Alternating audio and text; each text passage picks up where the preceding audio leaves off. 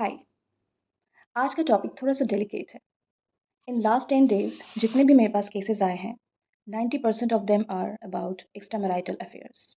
So I am not going to talk about spiritual aspect of extramarital affair, but it's all about the logic behind it. अगर देखा जाए, तीन तरह के लोग होंगे। एक वो जिनको हैबिट है, they love to do this, उनके नेचर में ही है। एक वो जिनको शादी को बहुत सारा टाइम निकल गया है and now they are searching for that spark in the relationship, और वो नहीं मिलता है तो they are going out. And एक वो, शायद ये बहुत 0.1% लोग होंगे जिनको एक्चुअल में प्यार ही हो जाता है। सो what I am going to talk about is the second category, जहाँ पर लोग अपने रिलेशनशिप को छोड़ना नहीं चाहते हैं, but at the same time they are trying to search someone outside the marriage to keep that spark within them. कभी आप सोच के देखना कि वो बाहर क्यों जाना चाह रहे हैं। शादी के बाद मोस्टली लोग अपने पार्टनर को फॉर ग्रांटेड ले लेते हैं। शादी हो गई है so we can live in any way, कैसे भी रहो, कैसे भी बिहेव करो, we actually lose ourselves. शादी होना ही और प्यार होना ही is not everything in a marriage. वो जो स्पार्क होता है ना, वो अट्रैक्शन, वो like, that is very important, जिसकी वजह से वो इंसान आपके पास रहने के लिए वो अटैचमेंट फील करेगा। That is important. And most of the couples they lose, वो भूल जाते हैं कि जो स्पार्क जिसकी वजह से ये रिलेशन बना था, वो स्पार्क उन्हें हमेशा रखना है। एंड व्हाट दे डू, वो सब कुछ भूल के कि अब तो शादी हो गई है, अब तो सब, and they just in that zone, in that mode in their life, कि सामने वाला इंसान अपना इंटरेस्ट खोने लगता है।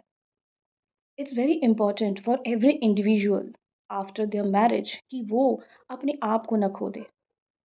बहुत ज़रूरी है कि आपका पार्टनर आपकी तरफ इंटरेस्ट रखे अपनी शादी को बचाने के लिए।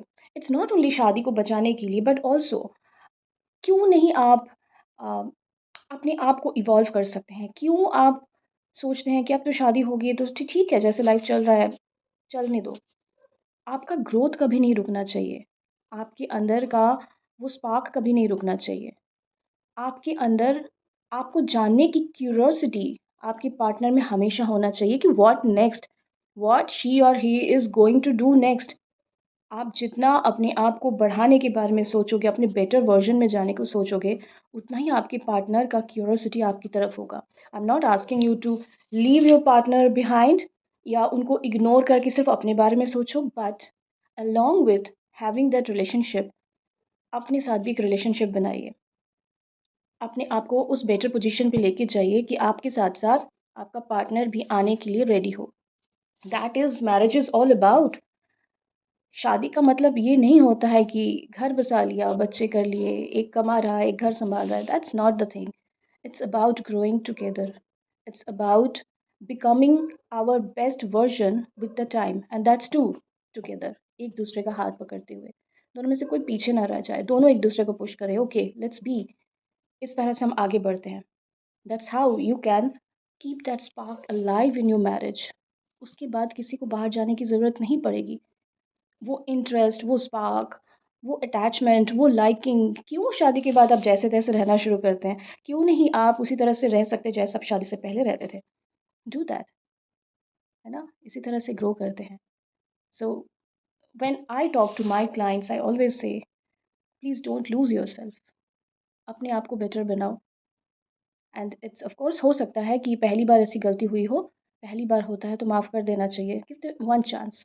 बट अगर उस वन चांस का वो सेवरल चांसेस हो जाता है, then you need to think about it once again, क्योंकि अब वो सिर्फ आपके साथ होने के बाद भी अगर वो बाहर कहीं जा रहे हैं, that means they are not interested now. So take the another step now, but in this process never lose yourself, be your better and better version.